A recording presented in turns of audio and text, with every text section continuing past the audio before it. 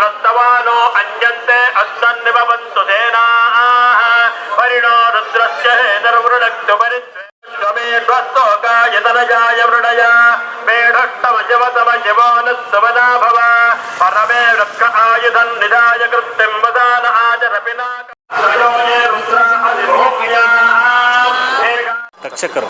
ಓಹೋ, ಇಲ್ಲಿ ನೋಡ್ಬೋದು ನೀವು ತಕ್ಷಕ ಸರ್ಪ ಏನಿದೆ ಆ ಮುನೇಶ್ವರನ್ನ ಇಲ್ಲಿ ಮುಂದೆ ನೀವು ಕಾಣ್ತಾ ಇದ್ದೀರಾ. ಯಾವುದೇ ಶುಭ ಕಾರ್ಯ ಮಾಡೋಕ್ಕಿಂತ ಮೊದಲು ನಾವು ತಕ್ಷಕರು ಪೂಜೆ ಮಾಡ್ತೀವಿ ನಾವು. ಅದು ಅಲ್ಮೇಲಮ್ಮ ತಾಯಾರು ಅಂದ್ಬಿಟ್ಟು ಅದು ಈ ಕಡೆ ಪಕ್ಕದಲ್ಲಿ ಹನುಮಾರು ಈ ಕಡೆ ಎಲ್ಲ ಇರೋದು ನಮ್ಮ ಇದು ಆಚಾರ್ಯರು ಎಲ್ಲ ನಮ್ಮ ಆಚಾರ್ಯರು ರಾಮಾನುಜಾಚಾರ್ಯರು ಈ ಥರ ಎಲ್ಲ ಆಚಾರ್ಯರು ಇದ್ದಾರೆ.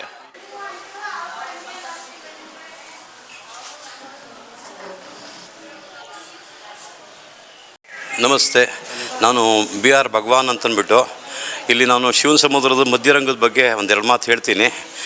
ಈ ಮಧ್ಯರಂಗದಲ್ಲಿ ಶ್ರೀ ರಂಗನಾಥ ಸ್ವಾಮಿ ಹಾಗೂ ರಂಗನಾಯಕಿ ಅಮ್ಮನವರು ಇಲ್ಲಿ ನೆಲೆಸಿದ್ದಾರೆ.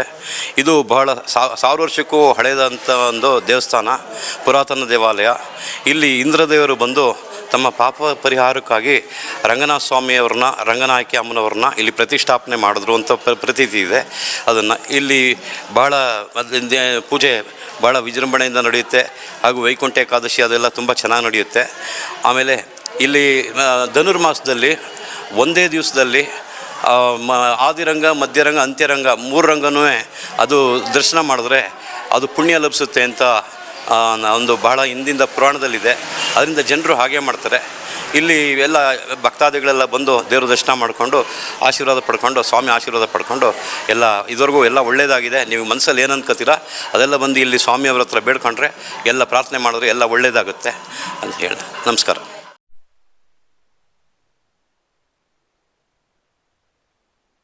ಮಹಾ ಕುಂಭಾಭಿಷೇಕ ಸಂಪ್ರೋಕ್ಷಣ ಮಹೋತ್ಸವ ಏನಿದೆ ಆ ಒಂದು ಕಾರ್ಯಕ್ರಮ ದೇವತಾ ಕಾರ್ಯ ಜರುಗ್ತಾ ಇದೆ.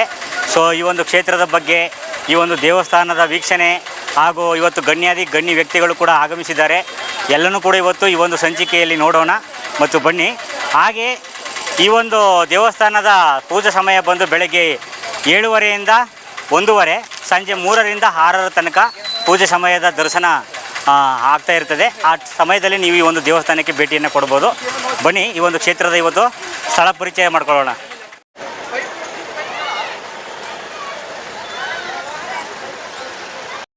ನೋಡ್ಬೋದು ಜಾಗೇರಿ ಬಸವ ಓಂ ಶಕ್ತಿ ಆ ಸ್ಥಳದಿಂದ ಬಸವನು ಕೂಡ ಕರ್ಕೊಂಡು ಬಂದಿದ್ದಾರೆ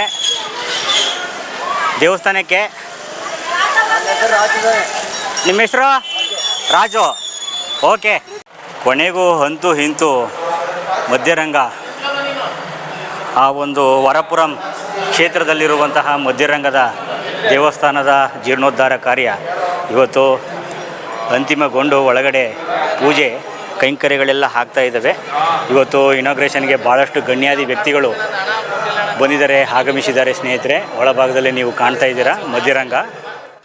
ಹಾಗೆ ದೇವತೆಗಳು ಹಸುರರು ಸೇರಿ ಸಮುದ್ರ ಮಂಥನ ಮಾಡಿದಾಗ ಹೊರಬಂದ ಅಮೃತದ ಕುಂಭವನ್ನು, ಕಲಸವನ್ನು ಸಪ್ತರ್ಷಿಗಳು ಭೂಲೋಕಕ್ಕೆ ತಂದರು. ಆ ಪವಿತ್ರ ಅಮೃತ ಕುಂಭವನ್ನು ಸುರಕ್ಷಿತವಾಗಿಡಲು ಕಾವೇರಿ ನದಿಯ ಮಧ್ಯದಲ್ಲಿರುವ ಈ ದೀಪವನ್ನು ಆರಿಸಿಕೊಂಡರು. ಇಂದಿಗೂ ಮಧ್ಯರಂಗ ದೇವಸ್ಥಾನದ ಗರ್ಭಗುಡಿಯ ಮೂಲ ವಿಗ್ರಹದ ಕೆಳಭಾಗದಲ್ಲಿ ಈ ಅಮೃತ ಕುಂಭವನ್ನು ರಕ್ಷಿಸಿ ಇಡಲಾಗಿದೆ. ಅಮೃತವು ಅಮರತ್ವ ಮತ್ತು ನಿರಂತರ ಚೈತನ್ಯದ ಸಂಕೇತವಾಗಿರುವುದರಿಂದ ಇಲ್ಲಿಗೆ ಭೇಟಿ ನೀಡುವ ಭಕ್ತರಲ್ಲಿ ಮನಸ್ಸಿಗೆ ಹೊಸ ಉತ್ಸಾಹ ಮತ್ತು ಯೌವನದಂತಹ ಸಕಾರಾತ್ಮಕ ಶಕ್ತಿ ಮೂಡುತ್ತದೆ. ಅಮೃತ ಎಂದರೆ ಮರಣವನ್ನು ಗೆಲ್ಲುವ ಮತ್ತು ರೋಗಗಳನ್ನು ಗುಣಪಡಿಸುವ ದಿವ್ಯ ದ್ರವ್ಯ. ಅಮೃತ ಕುಂಭದ ಶಕ್ತಿಯು ಜನನ ಮರಣಗಳ ಚಕ್ರದಿಂದ ಮುಕ್ತಿ ನೀಡುವ ಶಕ್ತಿಯನ್ನು ಹೊಂದಿದೆ.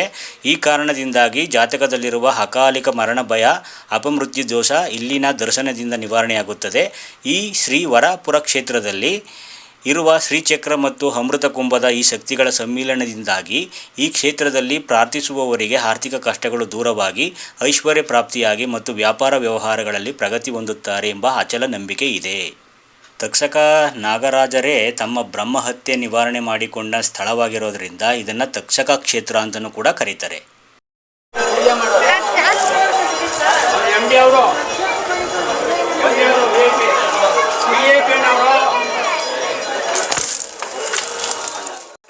ಸ್ವಾಮಿಗೆ ಕಾಸಿನ ಅಭಿಷೇಕವನ್ನು ಮಾಡ್ತಾ ಇದ್ದಾರೆ, ನೋಡ್ಬೋದು.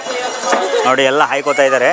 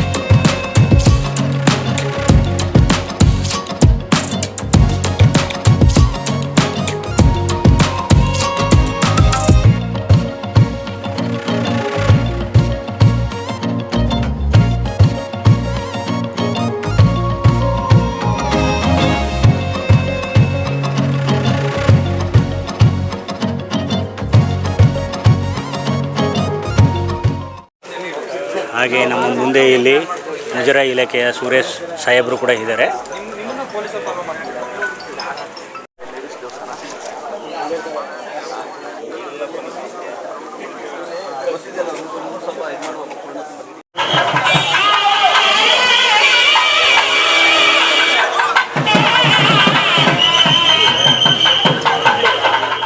ಡಿ.ಕೆ. ಶಿವಕುಮಾರ್ ಸಾಹೇಬರು ಕೂಡ ಆಗಮಿಸಲಿದ್ದಾರೆ. ಇದೇ ತಾನೇ ಬಂದಿದ್ದಾರೆ, ನೋಡ್ಬೋದು. ಸರ್ ನಮಸ್ಕಾರ.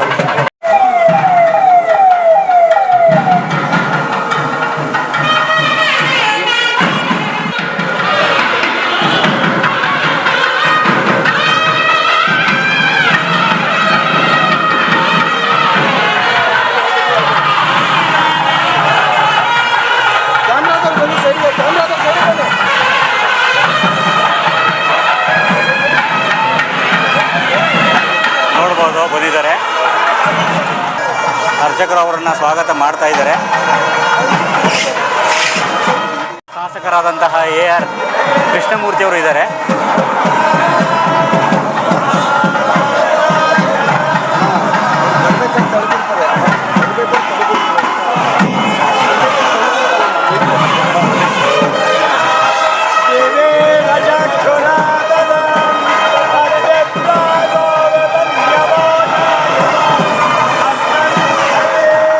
ಹಾಗೆ ಸಾರಿಗೆ ಮತ್ತು ಮುಜರಾಯಿ ಇಲಾಖೆ ರಾಮಲಿಂಗ ರೆಡ್ಡಿಯವರು ಕೂಡ ಬಂದಿದ್ದಾರೆ, ನೋಡ್ಬೋದು. ಮುಜರಾಯಿ ಇಲಾಖೆ ಸಚಿವರಾದಂತಹ ರಾಮಲಿಂಗಾರೆಡ್ಡಿ ಮತ್ತು ಉಪಮುಖ್ಯಮಂತ್ರಿಗಳಾದಂತಹ ಡಿ.ಕೆ. ಶಿವಕುಮಾರ್ ಅವರ ದಂಪತಿಗಳು, ಹಾಗೆ ಹಲವಾರು ಭಕ್ತಾದಿಗಳು ಕೂಡ ಭಾಳಷ್ಟು ಕಡೆಯಿಂದ ಆಗಮಿಸಿದ್ದಾರೆ, ನೋಡ್ಬೋದು. ಸೊ ಇವತ್ತು ನಾನು ಶ್ರೀವರಂ ಮಧ್ಯರಂಗ ಕ್ಷೇತ್ರ ಏನಿದೆ ಆ ಒಂದು ದೇವಸ್ಥಾನದಲ್ಲಿ ಇದ್ದೀನಿ ಸ್ನೇಹಿತರೆ. ಹಾಗೆ 17ನೇ ತಾರೀಕಿನಿಂದ ಪ್ರಾರಂಭವಾದಂತಹ ಈ ಒಂದು ಕಾರ್ಯ ಸುಮಾರು 5 ದಿವಸಗಳ ಕಾಲ ನಡೆದಂತಹ ಈ ಒಂದು ಪೂಜಾ ಪುನಸ್ಕಾರಗಳು ಇವತ್ತು ಕೊನೆಗೊಂಡು ಮಧ್ಯರಂಗ ಮೋಹನ ರಂಗನಾಥ ಅನ್ನುವಂತಹ ಕ್ಷೇತ್ರದಲ್ಲಿ ಈ ಒಂದು ದೇವಸ್ಥಾನದ ಜೀರ್ಣೋದ್ಧಾರ ಕಾರ್ಯಕ್ರಮ ಆಗ್ತಾ ಇದೆ. ಹಾಗಾಗಿ ಸಾಕಷ್ಟು ಕಡೆಯಿಂದ ಭಕ್ತಾದಿಗಳು ಕೂಡ ಆಗಮಿಸಿದ್ದಾರೆ. ಬನ್ನಿ.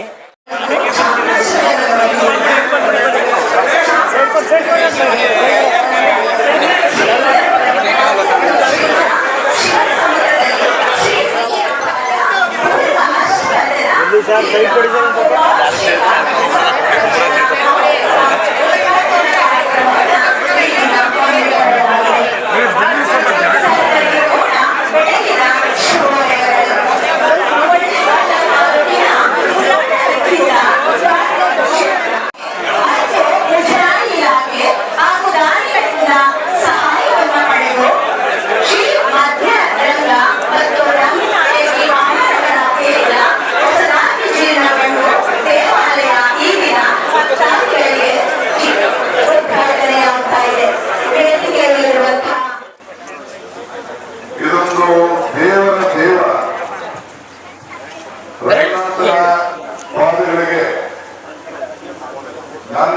ನನ್ನ ಕುಟುಂಬ ಮತ್ತು ವೇದಿಕೆ ಇರುವಂತಹ ಎಲ್ಲ ಗಣ್ಯರು ಮತ್ತು ದಾನಿಗಳ ಪರವಾಗಿ ಸಾಷ್ಟಾಂಗ ನಮಸ್ಕಾರಗಳನ್ನು ಅರ್ಪಿಸಲಿಕ್ಕೆ ನಾನು ಬಯಸ್ತಾ ಇದ್ದೇನೆ. ಇವತ್ತು ನಾವು ನೀವೆಲ್ಲ ಇಲ್ಲಿ ಸೇರಿದ್ದೇವೆ. ಪುರಂದರದಾಸರು ಒಂದು ಮಾತು ಹೇಳ್ತಾರೆ, ಇದು ಭಾಗ್ಯ, ಇದು ಭಾಗ್ಯ, ಇದು ಭಾಗ್ಯವಯ್ಯ, ಪದ್ಮನ ಪ್ರಣಪಾದ ಭಜನೆ ಪರಮ ಸುಖವಯ್ಯ ಅಂತ ಹೇಳಿ ನಾವು ರಂಗನಾಥ ಸ್ವಾಮಿಯ ಪಾದದಲ್ಲಿ ಬಂದು ನಿಂತು ನಿಮ್ಮನ್ನೆಲ್ಲ ಭೇಟಿ ಮಾಡಿ ನಮ್ಮ ಮಹೇಶ್ ರೆಡ್ಡಿ ಅವರು, ಅವರ ಕುಟುಂಬದವರು, ಕುಟುಂಬದವರು ಈ ಒಂದು ಪವಿತ್ರವಾದ ದೇವಸ್ಥಾನದ ಜೀರ್ಣೋದ್ಧಾರವನ್ನ ಕೆಲಸವನ್ನು ಮಾಡಿ ಅವ್ರಿಗೂ ಈ ಒಂದು ದೇವಸ್ಥಾನಕ್ಕೂ ಬಹಳ ದೂರ. ಸೊ ಮಹೇಶ್ ರೆಡ್ಡಿ ಅವರಿಗೆ ಅವರ ಪತ್ನಿ ರಾಧಿಕಾ ರೆಡ್ಡಿ ಅವರಿಗೆ ಸನ್ಮಾನವನ್ನು ಮಾಡ್ತಾ ಇದ್ದಾರೆ. ಇವರೇ ಜೀರ್ಣೋದ್ಧಾರ ಕಾರ್ಯವನ್ನು ಮಾಡಲಿಕ್ಕೆ ಸಹಕಾರವನ್ನು ಕೊಟ್ಟಂಥವರು. ಹಾಗೆ ಅಲ್ಲಿ ಮಾನ್ಯ ಉಪಮುಖ್ಯಮಂತ್ರಿ ದಂಪತಿಗಳು ಕೂಡ ಇದ್ದಾರೆ, ನೋಡ್ಬೋದು ಸ್ನೇಹಿತರೆ.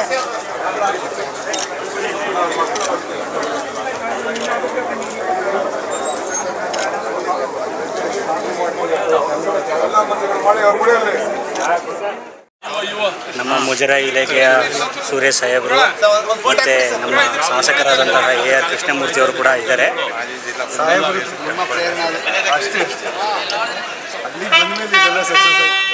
ಬಂದಂತಹ ಗಣ್ಯ ವ್ಯಕ್ತಿಗಳು ಹೋಗ್ತಾ ಇದ್ದಾರೆ, ನೋಡ್ಬೋದು.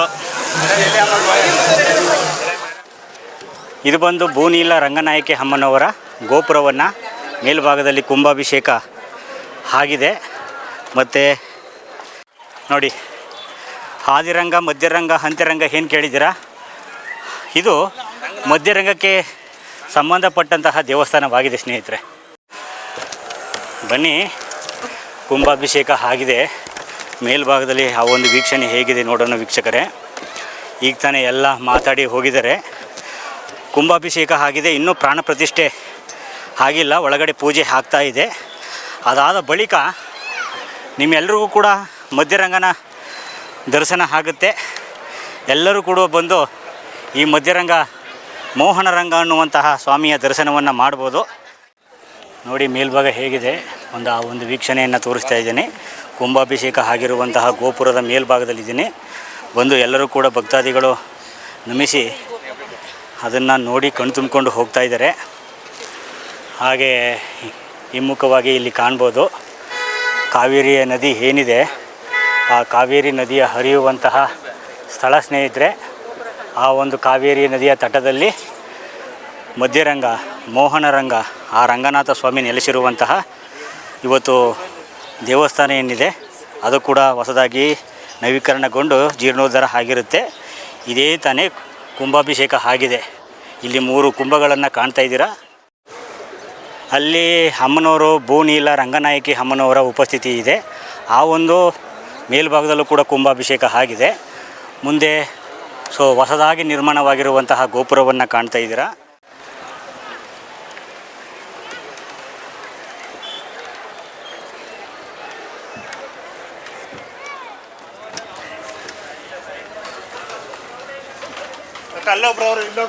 ಇಲ್ಲಿ ಬೂನೀಲ ರಂಗನಾಯಕಿ ಅಮ್ಮನವರ ಗೋಪುರದಲ್ಲಿ ಈ ಒಂದು ಕುಂಭವನ್ನು ಕಾಣ್ತಾ ಇದ್ದೀರಾ.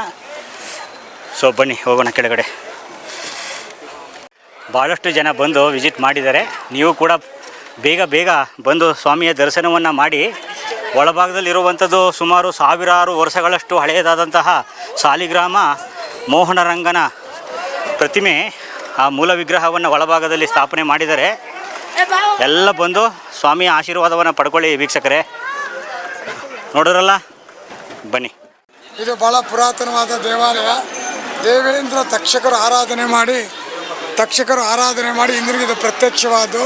ಶ್ರೀರಂಗಪಟ್ಟಣ ಗೌತಮ ಋಷಿ, ಅದು ಗೌತಮ ಋಷಿಗೆ ಇದು ಮಾಡಿದ್ದು. ಫಸ್ಟ್ ಕಾವೇರಿ ಕೊಡಗಲ್ಲಿ ಇದು ಮಾಡಿ ಶ್ರೀರಂಗಪಟ್ಟಣ ಐಲ್ಯಾಂಡು. ಇಲ್ಲಿ ಬಂದು ದೇವೇಂದ್ರ ರುದ್ರಾಕ್ಷನ ಸಂಹಾರ ಮಾಡ್ತಾನೆ. ಆ ಬ್ರಹ್ಮದೋಷ ನಿವಾರಣೆಗೋಸ್ಕರ ಭಗವಂತ ಇಲ್ಲಿ ಕಾವೇರಿ ತೀರದಲ್ಲಿ ಶಿಲಾಭೇದನ ಕ್ಷೇತ್ರ, ಶ್ರೀವರಪುರಂ ಮಧ್ಯರಂಗ ಅಂತ ಸಪ್ತಋಷಿಗಳು ತಪಸ್ಸು ಮಾಡಿದ ಜಾಗ. ಮತ್ತು ತಕ್ಷಕರು ಆರಾಧನೆ ಮಾಡಿದಂಥ ಮಧ್ಯರಂಗ ಇದು. ಜಗತ್ತಿಗೆ ಸುಂದರವಾಗಿದೆ. ಶ್ರೀ ಜಗನ್ಮೋಹನ ರಂಗನಾಥ ಅಂತ ಭಾಳ ವಿಶೇಷವಾದ್ದು.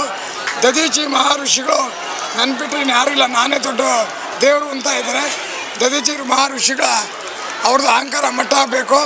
ಆದ್ದರಿಂದ ಅವನ್ನ ಸಂಹಾರ ಮಾಡಿ ಅವ್ರ ಬೆನ್ನು ಮುಳೆ ತೆಗೆದು ಇಂದ್ರ ರುದ್ರಾಕ್ಷನ ಸಂಹಾರ ಮಾಡ್ತಾನೆ. ಆ ಸಂಹಾರ ಮಾಡಿದಂಥ ದೋಷ ನಿವಾರಣೆಗೋಸ್ಕರ ಇಲ್ಲಿ ಭಗವಂತನ ಕಾವೇರಿ ಸ್ನಾನ ಮಾಡಿ ತಪಸ್ಸು ಮಾಡಿ ಭಗವಂತ ಅನುಗ್ರಹ ಆಗುತ್ತೆ ಅವನಿಗೆ. ಮತ್ತು ಶ್ರೀರಂಗದಲ್ಲಿ ಒಂದು ವಿಭೀಷಣ ರಾಮರು ಅನುಗ್ರಹ ಮಾಡಿ ಅಲ್ಲಿ ಕೊಟ್ಟಂಥ ವಿಭೀಷಣರು ಆದಿರಂಗ ಮಧ್ಯರಂಗ ಅಂತ್ಯರಂಗ ಅಂತ ಶ್ರೀರಂಗಪಟ್ಟ 5 ಎಡೆ ಸರ್ಪ, ಇದು 7 ಎಡೆ ಸರ್ಪ.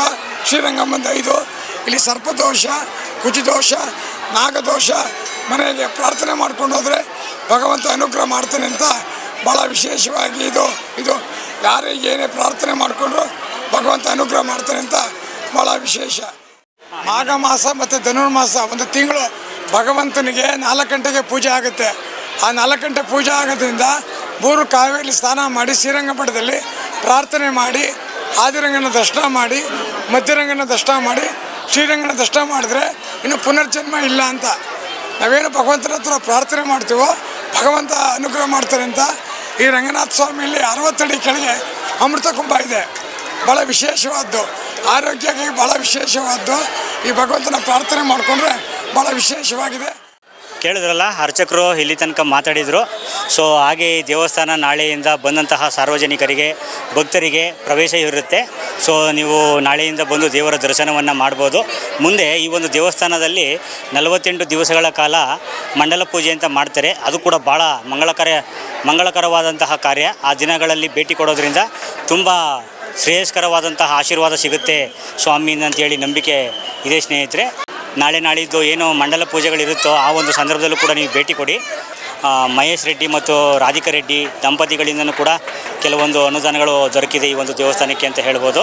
ಹಾಗೆ ಸರ್ಕಾರದ ವತಿಯಿಂದನೂ ಕೂಡ ಈ ಒಂದು ದೇವಸ್ಥಾನಕ್ಕೆ ಕೆಲವೊಂದು ಅನುದಾನಗಳು ಇವತ್ತು ಆಗಿ ಕೊನೆಗೆ ಜೀರ್ಣೋದ್ಧಾರ ಕಾರ್ಯ ಇವತ್ತು ಪೂರ್ಣಗೊಂಡಿದೆ. ಮಧ್ಯರಂಗದ ದೇವಸ್ಥಾನದ ಕಲ್ಲಿನ ಕಂಬ ಮುಂಭಾಗದಲ್ಲಿರುವಂತಹ ಕಂಬಗಳಿಗೆ ನೋಡಿ ಅನಾನಸ್ ಕಬ್ಬಿನ ಜಲ್ಲೆಗಳನ್ನು ಕಟ್ಟಿ ಶೃಂಗಾರವನ್ನು ಮಾಡಿದ್ದಾರೆ.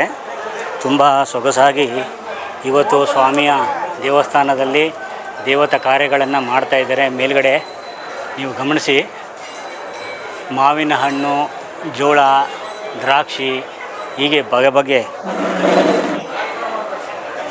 ಹಣ್ಣುಗಳನ್ನು ಮೇಲ್ಭಾಗದಲ್ಲಿ ನೇತು ಹಾಕಿದ್ದಾರೆ, ಕಟ್ಟಲಾಗಿದೆ.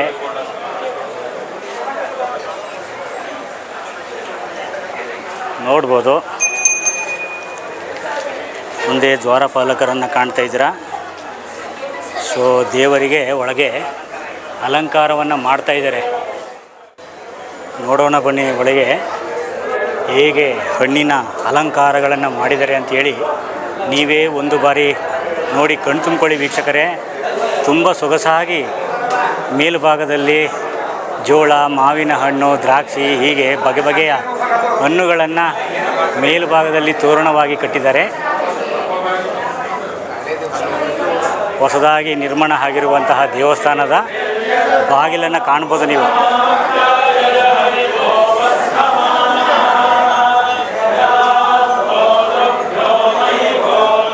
ಶಂಖಚಕ್ರಗಳಿವೆ ಮುಂಭಾಗದಲ್ಲಿ. ಎಲ್ಲ ಕಡೆಯಿಂದನೂ ಕೂಡ ಅರ್ಚಕರು ಇವತ್ತು ಮಧ್ಯರಂಗ ಮೋಹನರಂಗ ದೇವಸ್ಥಾನಕ್ಕೆ ಆಗಮಿಸಿ ವೇದ ಘೋಷಗಳನ್ನು ಮಾಡ್ತಾಯಿದ್ದಾರೆ. ಮುಂಭಾಗದಲ್ಲೇ ಇದ್ದಾರೆ, ನೋಡ್ಬೋದು. ಸೊ ಇದೇ ತಾನೇ ಮುಗಿದಿದೆ ಅಂತ ಕಾಣಿಸುತ್ತೆ. ಎಲ್ಲರೂ ಎದ್ದೇಳ್ತಾ ಇದ್ದಾರೆ.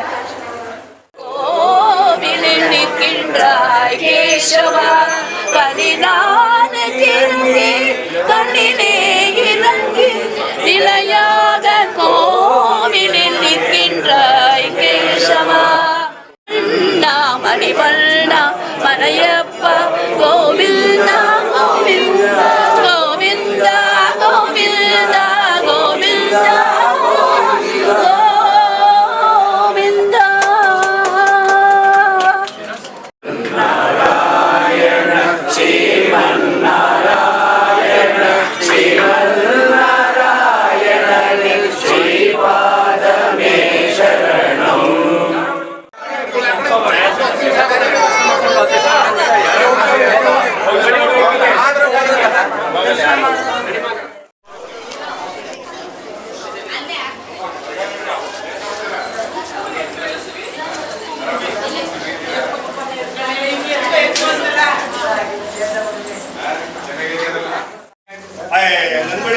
ಅಮ್ಮನವರ ಆಶೀರ್ವಾದವನ್ನು ಪಡ್ಕೊಳ್ಳಿ ಸ್ನೇಹಿತರೆ. ಭೂನೀಲ ರಂಗನಾಯಕಿ ಅಮ್ಮನವರ ತಾಯಿ ಪ್ರಸಾದ ಬಿತ್ತು ನೋಡ್ಬೋದು. ನೋಡಿದ್ರಲ್ಲ, ಅಮ್ಮನವರು ಮಾತಾಡ್ತಾ ಇದ್ದಾಗಲೇ ಹೂವಿನ ಪ್ರಸಾದವನ್ನು ಕೊಟ್ಟರು. ಅದು ಮುಂದೆ ನೀವೇ ನೋಡಿದ್ರಿ.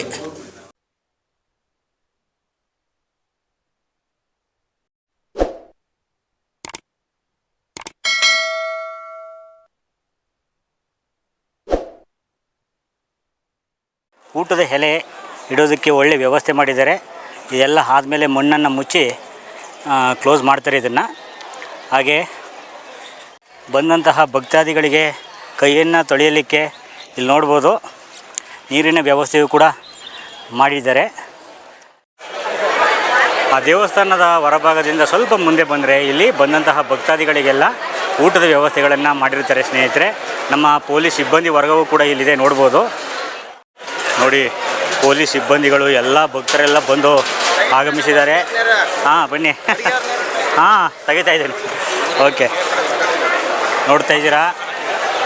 ಸೊ ಒಳ್ಳೆ ಮದುವೆ ಊಟದ ಥರ ಇಲ್ಲಿ ಪ್ರಸಾದವನ್ನು ಏರ್ಪಡಿಸಿದ್ದಾರೆ ಬಂದಂತಹ ಭಕ್ತಾದಿಗಳಿಗೆ. ನಮ್ಮ ಮಧ್ಯರಂಗ ಒಂದು ರಂಗನಾಥ ಸ್ವಾಮಿ ದೇವಸ್ಥಾನ ಜೀರ್ಣೋದ್ಧಾರ ಕಾರ್ಯಕ್ರಮದಲ್ಲಿ ನಮ್ಮ ಅಖಿಲ Karnataka doctor S C Mahadevappa ಸಾಹೇಬರ ಅಭಿಮಾನಿ ಬಳಗದವರು ಕೂಡ ಇವತ್ತು ಒಂದು ಭಾಗವಹಿಸಿ ಈ ದಿವಸ ಇಲ್ಲಿ ಬರ್ತಕ್ಕಂಥ ಭಕ್ತಾದಿಗಳಿಗೆ ನಮ್ಮ ಚಾಮರಾಜನಗರ ಲೋಕಸಭಾ ಕ್ಷೇತ್ರದ ಸಂಸದರಾದಂಥ ಸನ್ಮಾನ್ಯ ಶ್ರೀ ಸುನೀಲ್ ಬೋಸಣ್ಣ ಅವರವರು ಈ ಒಂದು ವ್ಯವಸ್ಥೆಯನ್ನು, ಉಪಹಾರದ ವ್ಯವಸ್ಥೆ ಮತ್ತು ಪ್ರಸಾದದ ವ್ಯವಸ್ಥೆಯನ್ನು ಕೂಡ ಇವತ್ತು ಇಲ್ಲಿ ಮಾಡಿರೋದ್ರಿಂದ ನಾವು ಅಭಿಮಾನಿ ಬಳಗದ ಎಲ್ಲರೂ ಕೂಡ ಇವತ್ತು ಡಾಕ್ಟರ್ ಎಸ್ ಸಿ ಮಹದೇವಪ್ಪ ಸಾಹೇಬರ ಅಭಿಮಾನಿ ಬಳಗದಿಂದ ಎಲ್ಲರೂ ಕೂಡ ಇವತ್ತೊಂದು ಭಾಗವಹಿಸಿದ್ದೀವಿ. ಇಲ್ಲಿ ನಮಗೂ ಕೂಡ ತುಂಬ ಖುಷಿಯಾಗುತ್ತೆ. ಈ ಒಂದು ಸಮಾಜಮುಖಿ ಕೆಲಸಗಳಲ್ಲಿ ತೊಡಗಿರ್ತಕ್ಕಂಥ ಡಾಕ್ಟರ್ ಎಸ್ ಸಿ ಮಹದೇವಪ್ಪ ಸಾಹೇಬರಾಗಿರ್ಬೋದು ಮತ್ತು ನಮ್ಮ ಸಂಸದರಾದಂಥ ಸುನೀಲ್ ಬೋಸಣ್ಣರವರು ಕೂಡ ದೇವರು ಒಳ್ಳೇದು ಮಾಡಿ ಮುಂದಿನ ದಿನಗಳಲ್ಲಿ ಒಂದು ಒಳ್ಳೆಯ ಅಧಿಕಾರವನ್ನು ಸಿಗುವಂಥ ಕೆಲಸಗಳಾಗಲಿ ಅನ್ನೋದು ನಮ್ಮ ಎಲ್ಲರ ಭಾವನೆ. Thank you.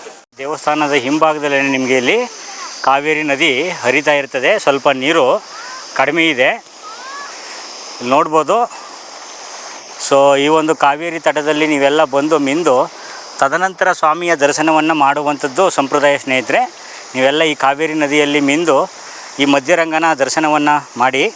ಏಕೆಂದರೆ ತಕ್ಷಕನ ಕ್ಷೇತ್ರ ಇದು. ತಕ್ಷಕರು ಇದೇ ಕಾವೇರಿ ನದಿಯಲ್ಲಿ ಮಿಂದು ಸ್ವಾಮಿಯ ಸೇವೆಯನ್ನು ಮಾಡ್ತಾ ಇರ್ತಾರೆ. ಆ ಒಂದು ಸಂಪ್ರದಾಯ ಬೆಳೆದು ಬಂದಿರುತ್ತೆ. ನೀವು ಮಧ್ಯರಂಗಕ್ಕೆ ಬಂದಾಗ ತಲೆಗೆ ಪ್ರೋಕ್ಷಣೆ ಮಾಡ್ಕೊಳ್ಳೋದು ಅಥವಾ ಸ್ನಾನ ಮಾಡೋದು ಸಂಪ್ರದಾಯ.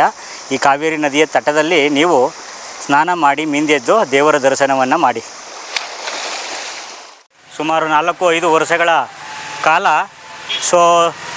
ಒಳಗಡೆ ಸ್ವಾಮಿಯ ದರ್ಶನಕ್ಕೆ ಅವಕಾಶ ಇರಲಿಲ್ಲ. ನೂತನವಾಗಿ ಹೊಸದಾಗಿ ಜೀರ್ಣೋದ್ಧಾರ ಮಾಡಿರುವಂತಹ ಇವತ್ತು ಮಹಾ ಕುಂಭಾಭಿಷೇಕ ಸಂಪ್ರೋಕ್ಷಣ ಮಹೋತ್ಸವ ಕೂಡ ಆಗಿತ್ತು. ಈ ಒಂದು ಸಂಚಿಕೆಯಲ್ಲಿ ಅದನ್ನು ನಿಮಗೆ ತೋರಿಸುವಂತಹ ಪ್ರಯತ್ನವನ್ನು ಮಾಡಿದ್ದೀನಿ. ಹಾಗೆ ಈ ಒಂದು ಸಂಚಿಕೆಯಲ್ಲಿ ಈ ಒಂದು ಮಾಹಿತಿ ನಿಮ್ಮೆಲ್ಲರಿಗೂ ಕೂಡ ಇಷ್ಟ ಆಯಿತು ಮತ್ತು ವೀಕ್ಷಣೆ ಮಾಡಿ ಸ್ವಾಮಿಯ ದರ್ಶನವನ್ನು ಪಡೆದಿದ್ದೀರಂತ ಅಂದ್ಕೊಂಡಿದ್ದೀನಿ ಸ್ನೇಹಿತರೆ. ಇದು ಮಧ್ಯರಂಗ. ಹಾಗೆ ನಿಮ್ಮೆಲ್ಲರ ಬೆಂಬಲ ಹೀಗೆ ಇರಲಿ. ದಯವಿಟ್ಟು ನನ್ನ ಚಾನಲನ್ನು ಸಬ್ಸ್ಕ್ರೈಬ್ ಮಾಡಿ ಮತ್ತು ಬೆಲ್ ಐಕನನ್ನು ಕ್ಲಿಕ್ ಮಾಡಿ. ಎಲ್ಲರಿಗೂ ಕೂಡ ಧನ್ಯವಾದಗಳು ವೀಕ್ಷಕರೇ.